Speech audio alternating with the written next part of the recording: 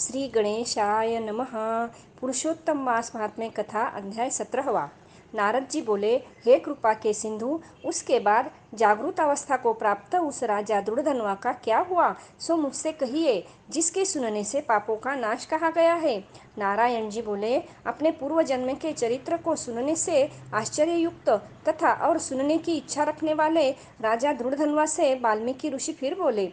वाल्मीकि मुनि बोले, इस तरह स्त्री के मुख से शीतल वाणी को सुनकर सुदेव शर्मा धैर्य धारण कर हरि भगवान में चित्त को लगाता हुआ दीर्घ श्वास लेकर दिनमुख सुदेव शर्मा, जो होने वाला है वह होगा, यह मन में निश्चय कर पुष्प समिधा आदि के लिए वन को गया।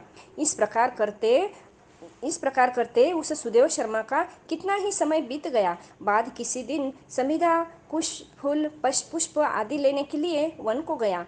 वहां जाकर सुदेव शर्मा मन से हरि भगवान के चरण कमलों का ध्यान करने लगा।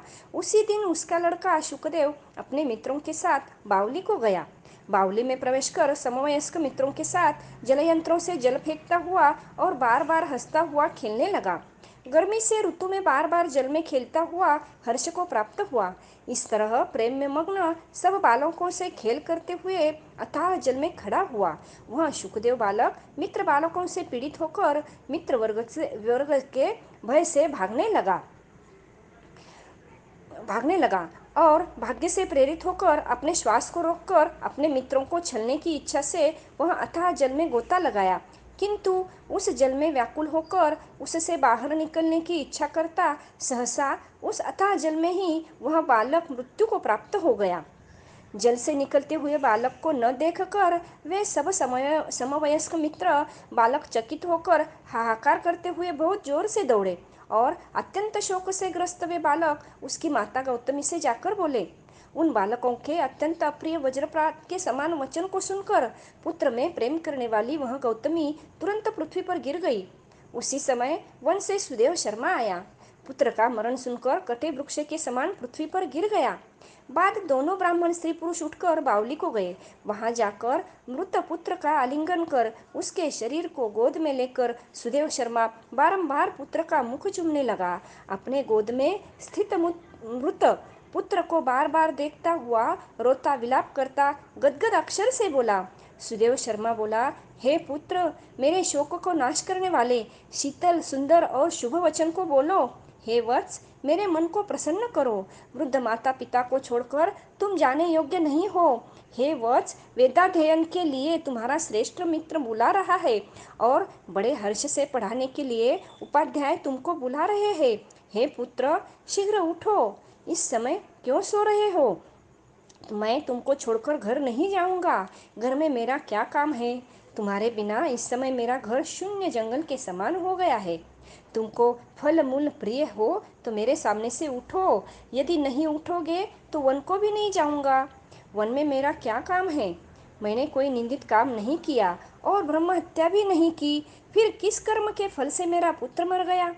अहो ब्रह्मा, तुमने ऐसा करके कौन सा बड़ा फल प्राप्त किया?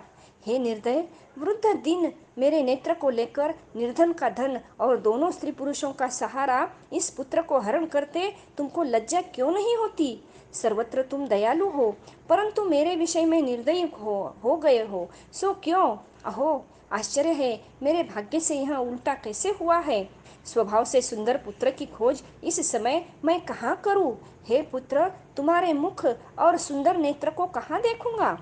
मेघ जल को बरसाता है, पृथ्वी धान्य को पैदा करती है, पर्वत रत्नों को और समुद्र मुक्तासार मणि को देते हैं, परंतु उस देश को नहीं देखता हूँ जहाँ मरा हुआ पुत्र मिलता हो, जिसके शरीर का आलिंगन कर हृदय के ताप को छोड़ता हो। हे वत्स, तुम एक बार शीघ्र वचन सुनाओ और दया करो।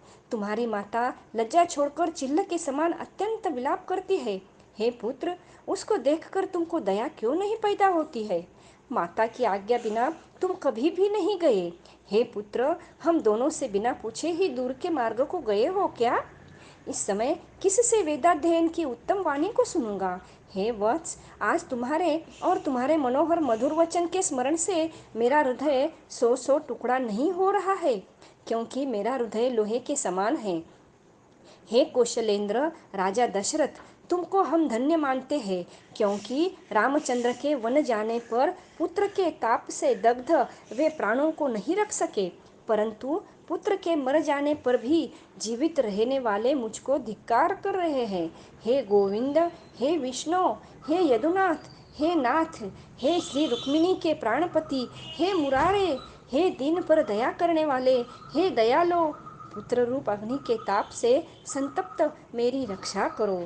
हे देवाधिदेव, हे समस्त लोक के नाथ, हे गोपाल, हे गोपीश, हे चक्र को हाथ में धारण करने वाले, हे यमुना के विष दोष को हरने वाले, पुत्र रूप अग्नि के ताप से संतप्त मेरी रक्षा करो। हे वैकुंठ के वासी विष्णु, हे नरकासुर के नाशक, हे चराचर के आधार, हे संसार रूप समुद्र से पार करने के लिए जहाज रूप अर्थात संसार समुद्र से पार उतारने वाले, हे ब्रह्मादि देवताओं से नमस्कृत चरणपीठ वाले, पुत्र रूप अग्नि से ताप से संतप्त मेरी रक्षा करो। हमारे समान शठ दूसरा कोई नहीं है। जो मैंने देवकी पुत्र श्री कृष्णचंद्र के वचनों का उल्लंघन कर पुत्र में दुराशा की, कौन अभागा पुरुष भाग्य में न रहने वाली वस्तु को प्राप्त कर सकता है। इति श्री बृहन्नारदीय पुराणे पुरुषोत्तम मास महात्म्ये सप्तदशोऽध्यायः समाप्त।